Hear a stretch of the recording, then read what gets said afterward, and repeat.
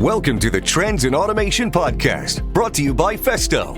Festo can change the way you work with innovative and intelligent automation solutions, enabling your business to thrive in this rapidly changing environment. Hello, my name is Frank Langro, and I'm the Director of Product Market Management for Pneumatic Automation at Festo North America. Welcome to another episode of Trends in Automation. In this episode, I'll be discussing Festo's new interchange compact pneumatic cylinder, the DPCB, with Mike Guelker, Product Manager for Pneumatic Actuators at Festo North America. Hi Mike, thanks for joining me today. Maybe you can tell us exactly what makes it compact and why the name Pancake. A compact cylinder is about 50% shorter in overall length compared to standard cylinders, so they are able to fit into very tight spaces. And the term pancake comes from the round cylindrical shape of the body and end caps. A 50% shorter length compared to standard cylinders is really significant. Can you explain how this is achieved and what's different with the construction than from a traditional rod-style cylinder? Generally speaking, there are a few primary differences between compact and standard cylinder construction. Compact cylinders have thinner end caps or no end caps at all. This is possible since a smaller rod bushing is used and air cushioning is not included. The piston is typically thinner and there is only a single piston seal. As a result, compact cylinders are suitable for only small side load forces acting on the rod. And air cushioning is not needed since compact cylinders typically have strokes less than 3 or 4 inches, so the inertia of the moving load is limited. That's interesting. So it sounds like compact cylinders were designed to address specific application areas. Can you tell me where compact cylinders are most often found? Compact cylinders are used in applications where minimal installation space is available, less weight is important, and with small lateral forces acting on the piston rod. This includes small product handling and assembly, performing tasks like loading, positioning, and clamping. In end-of-line packaging applications, they are used for conveyor sorting by pushing objects or moving a diverter gate.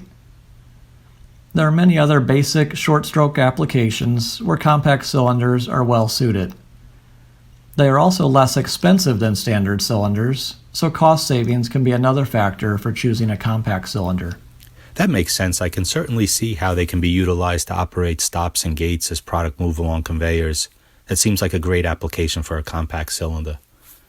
Thanks for the overview, Mike. Now, can you tell me about the construction of the Festo DPCB cylinder? The DPCB has a tie rod construction with round end caps.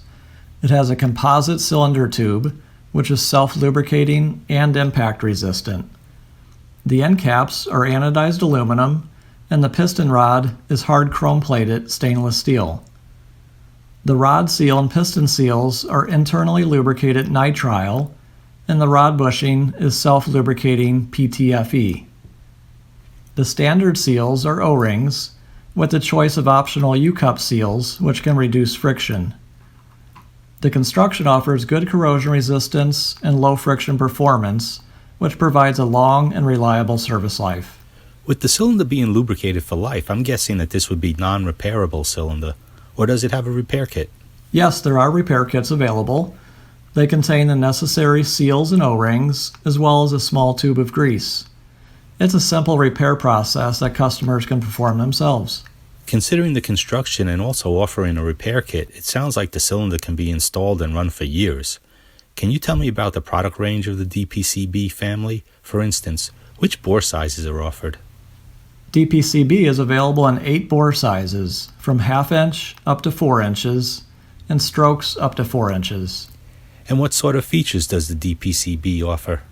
The product range includes double-acting versions with single or double rods, including a hollow rod option, and single-acting spring retract and spring extend versions with strokes up to 4 inches.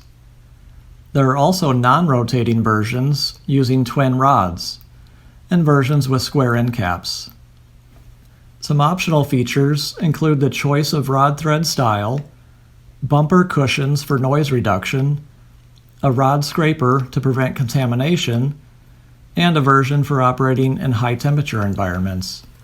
How would you typically mount this cylinder? The cylinder can be mounted directly with threads or through holes in the end caps. Other mounting styles include a rear pivot, a nose-threaded version, and also trunnion flange mounting. Since this is also known as an interchange cylinder, I'm assuming that the mounting and key dimensions are fitting to other manufacturers. Is this correct? Yes, that's right. The DPCB has the same mounting interface dimensions as some other manufacturers' compact cylinders, including the mounting hole pattern, the overall height, and the rod thread and port threads. So it is simple to interchange products without making any modifications to the machine. That's a very complete product range. What other accessories are offered to fill out the product family? Aside from the common mounting accessories of a clevis flange, a rod clevis, and trunnion supports, there are also solid-state sensors for position sensing, which install on brackets that attach to one of the tie rods. Getting back to the interchange aspect, this could really make this a very attractive cylinder for OEMs, as it really would give them a lot of options with the supply chain. I know there are many manufacturers that offer compact cylinders. What do you think differentiates the DPCB from the others? As mentioned earlier, the internal construction has many features that support a low-friction operation, which ultimately results in a long operating life. In comparison, some manufacturers do not use internally lubricated seals and do not use premium grease, causing higher friction, which often results in faster wear and reduced service life. Thanks, Mike. That's really a terrific overview you've given us. Is there anything left to say about the DPCB? In summary, the DPCB has robust and high-quality construction with a complete range of sizes and options, with very competitive pricing and reliable lead times of 5 days or less. Well, that sums it up nicely. Thanks for listening to this episode of Trends in Automation brought to you by Festo. Check out our other episodes for the latest info on the newest trends in automation. Thank you for listening to the Trends in Automation, brought to you by Festo. If you enjoyed this episode, make sure you subscribe and stay up to date on future episodes. You can now listen on iTunes, Google Play, and various podcast platforms. For more information on this and more, please visit festo.com. Thanks again for listening, and until next time.